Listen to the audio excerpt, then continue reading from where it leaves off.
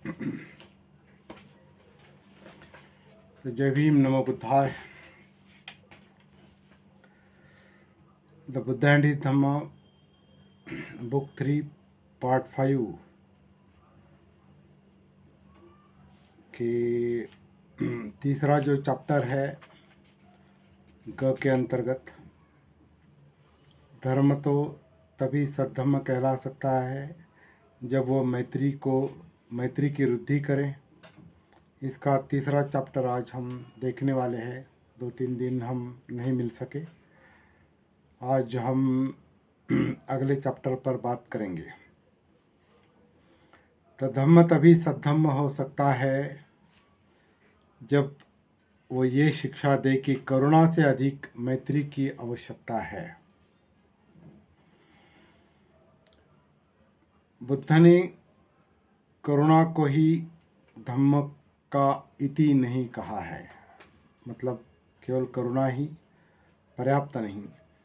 करुणा का अर्थ दुखी आदमियों के प्रति दया किया जाना है। बुद्ध ने और आगे बढ़कर मैत्री की शिक्षा दी है। मैत्री का मतलब है प्राणी मात्र के प्रति दया। ये बंते जी का अनुवाद है। तथागत चाहते थे कि आदमी दुखी मनुष्यों के प्रति करुणा की भावना रखने से भी और आगे बढ़कर प्राणी मात्र के प्रति मैत्री की भावना रखें। जिस समय भगवान बुद्ध श्रावस्ती में विराजमान थे, उस समय अपने एक प्रवचन में उन्होंने ये बात अच्छी तरह स्पष्ट कर दी है। मैत्री के बारे में बोलते हुए भगवान बुद्ध ने भिक्षुओं से कहा, मान लो एक आदमी पृथ्वी खोदने के लिए आता है, तो क्या पृथ्वी उसका विरोध करती है? भिक्षु ने उत्तर दिया, नहीं। मान लो एक आदमी लाख और दूसरे रंग लेकर आकाश में एक चित्र बनाना चाहता है, क्या तुम समझते हो कि वह बना सकेगा? नहीं, नहीं भगवान। क्यों? भिक्षु बोले, क्योंकि आकाश काला नहीं है। तो ब्लैक पैचेस शब्द इस्तेमाल किया है। तो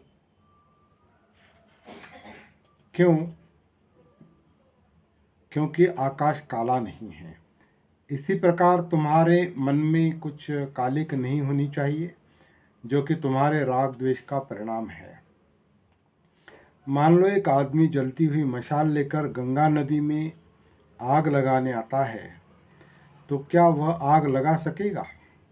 नहीं भगवान, नहीं। क्यों? क्योंकि गंगा जल में जलने का गुण नहीं है।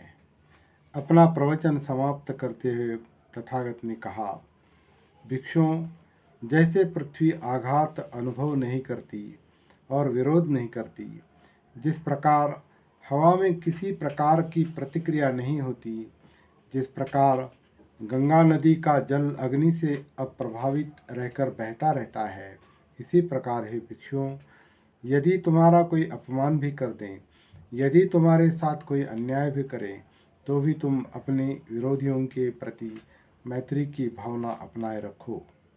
भिक्षुओं, मैत्री की धारा हमेशा प्रवाहित रहनी चाहिए। तुम्हारा मन पृथ्वी की तरह दृढ़ हो, वायु की तरह स्वच्छ हो और गंगा नदी की तरह गंभीर हो। यदि तुम मैत्री का अभ्यास रखोगे, तो कोई तुम्हारे साथ कैसा भी अप्रीतिकर व्यवहार करें, तुम्हारा चित्त विचलित नहीं होना चाहिए, क्योंकि विरोधी लोग शीघ्र ही थक जाते हैं। यदि तुम मैत्री का अभ्यास रखोगे, तो कोई तुम्हारे साथ कैसा भी अप्रीतिकर व्यवहार करे, तुम्हारा चित्त विचलित नहीं होगा, क्योंकि विरोधी लोग शीघ्र ही थक जाएंगे। तुम्हारी मैत्री विश्व की तरह व्यापक होनी चाहिए और तुम्हारी भावनाएं असीम होनी चाहिए, जिनमें कहीं द्वेष का लेश भी न हो। मेरे धम्म के अनुसार करुणा ही पर्याप्त नहीं है, आदमी में मैत्री होनी चाहिए। अपने प्रवचन में भगवान बुद्ध ने एक कथा सुनाई जो याद रखने लायक है। ये कथा जो है ककचूपम सुत्त से है, मध्यम निकाय के ककचूपम सुत्त से है। तो एक समय श्रावस्ती में विदेशिका नाम की एक संपन्न स्त्री रहती थी, जिसकी ख्याति थी कि वह बड़ी सुशील है, बड़ी शांत है। उसकी एक नौकरानी थी जिसका नाम काली था, बड़ी दक्ष, बहुत सुबह उठकर अपना काम करने वाली। एक दिन काली ने सोचा, क्या मेरी मालकिन को जिसकी इतनी ख्याति है, क्रोध आता ही नहीं, वह अपना क्रोध आता ही नहीं, या वो अपना क्रोध प्रकट नहीं करती, या मैं अपना काम अच्छी तरह करती हूँ कि उसका क्रोध प्रकट रहता है। इसलिए दूसरे दिन वह विलंब से उठी। मालकिन बोली, काली काली। हाँ मालकिन, तू इतनी देर से क्यों उठी? मालकिन, कुछ बात नहीं। दुष्ट लड़की कहती है कुछ बात नहीं। कहते हुए मालकिन गुस्से के मारे दुधवाने लगी। यद्यपि वह यह क्रोध को प्रकट नहीं होने देती।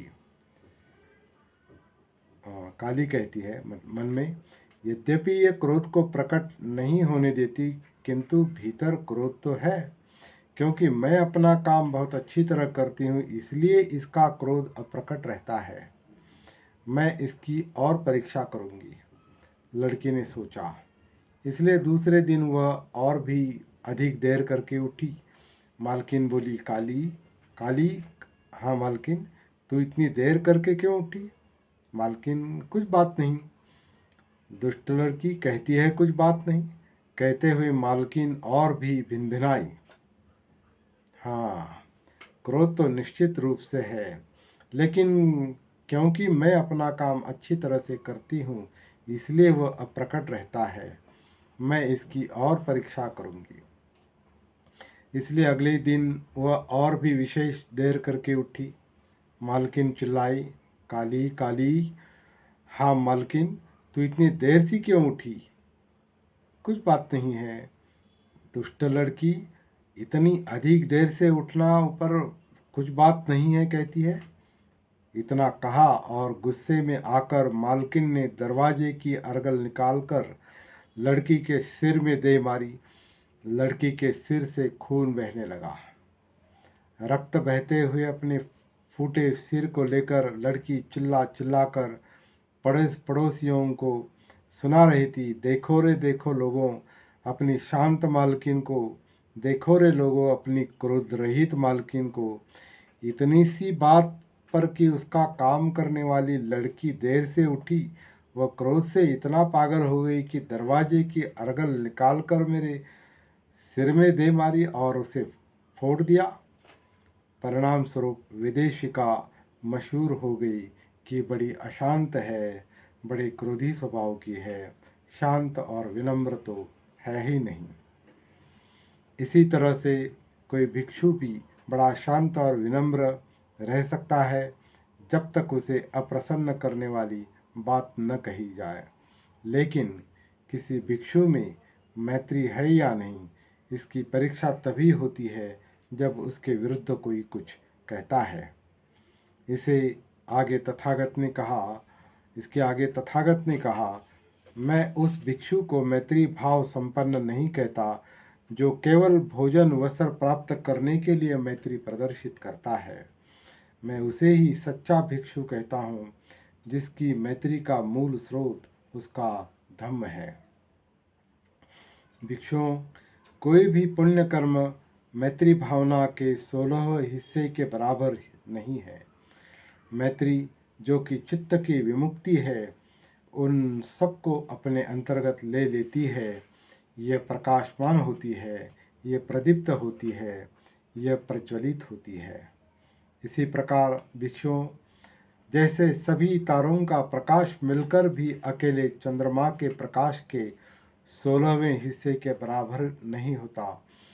चंद्रमा का प्रकाश प्रकाशमान होता है, प्रदीप्त होता है, प्रज्वलित होता है। इसी प्रकार भिक्षुओं, कोई भी पुण्य कर्म मैत्री भावना के 16 हिस्से के बराबर नहीं है। मैत्री जो कि चित्त की विमुक्ति है, उन सबको अपने अंतर्गत ले लेती है। यह प्रकाशमान होती है, प्रदीप्त होती है, प्रज्वलित होती है।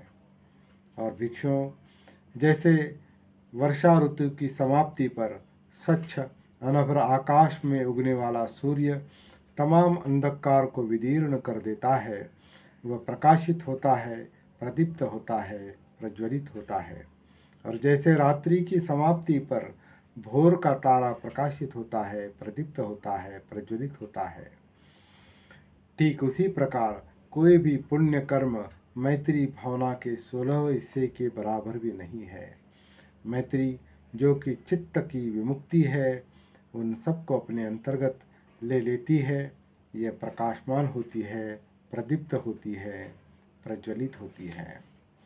बनते आनंद जी ने बहुत ही अच्छा अनुवाद किया है, क्योंकि वो बहुत बड़े साहित्यिक भी थे। हिंदी के अच्छे जानकार होने के अलावा वो एक अच्छे साहित्यिक थे, कथाएं लिखते थे। और ये जो ओजस्वी भाषा में जो संवाद उन्होंने लिखे हैं, सराहनीय है, बहुत अच्छा अनुवाद किया है। तो आज के लिए हमारा ये तीसरा चैप्टर 5वें भाग का ख़त्म होगा। अब इसके आगे का जो है, धम्म तभी सद्धम्म कहला सकता है जब वो तमाम सामाजिक भेदभावों को मिटा दे। इसके अंतर्गत 2 चैप्टर्स हैं और 3 चैप्टर्स हैं, और 3 चैप्टर्स ख़त्म होने के बाद ये तीसरा कांड भी समाप्त हो जाएगा, और उसके बाद हम चतुर्थ कांड की ओर मुड़ेंगे। तो आज के लिए इतना काफ़ी है। कल शाम 7:30 बजे फिर से मिलेंगे अगला चैप्टर लेकर। तब तक के लिए जय भीम, नमो बुद्धाय।